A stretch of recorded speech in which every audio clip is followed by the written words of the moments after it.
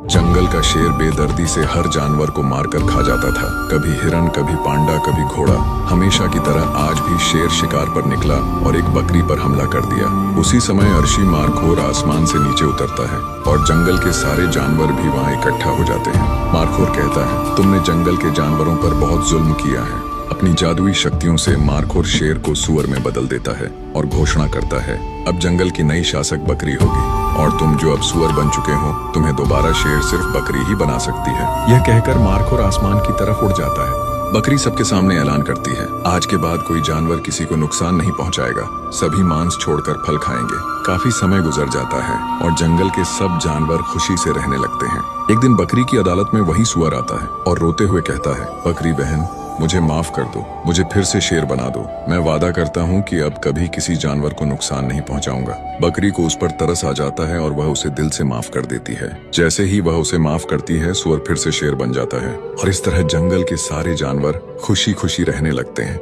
जंगल का शेर बेदर्दी से हर जानवर को मारकर खा जाता था। कभी हिरन, कभी पांडा, कभी घोड़ा। हमेशा की तरह आज भी शेर शिकार पर निकला और एक बकरी पर हमला कर दिया। उसी समय अर्शी मारखोर आसमान से नीचे उतरता है और जंगल के सारे जानवर भी वहाँ इकट्ठा हो जाते हैं। मारखोर कहता है, तुमने जंगल के जानवरों पर बहुत जुल्म किया है। अपनी जादुई शक्तियों से मारखोर शेर को सुअर में बदल देता है और घोषणा करता है, अब जंगल की नई शासक बकरी होगी और तुम जो अब सुअर बन चुके हो, तुम्हें दोबारा शेर सिर्फ बकरी ही बना सकती है। यह कहकर मारखोर आसमान की तरफ उड़ जाता है। बकरी सबके सामने ऐलान करती है, आज के बाद कोई जानवर किसी को नुकसान नहीं पहुंचाएगा। सभी मांस छोड़कर फल खाएंगे। काफी समय गुजर जाता है और जंगल के सब जानवर खुशी से रहने लगते हैं। एक दिन बकरी की अदालत में वही सुअर आता है और रोते हुए कहता है, बकरी बहन, मुझे माफ कर दो, मुझे फिर से शेर बना दो। मैं वादा करता हूँ कि अब कभी किसी जानवर को नुकसान नहीं पहुँचाऊंगा। बकरी को उस पर तरस आ जाता है और वह उसे दिल से माफ कर देती है। जैसे ही वह उसे माफ करती है, सुअर फिर से शेर बन जाता है और इस तरह जंगल के सारे जानवर खुशी खुशी रहने लगते हैं।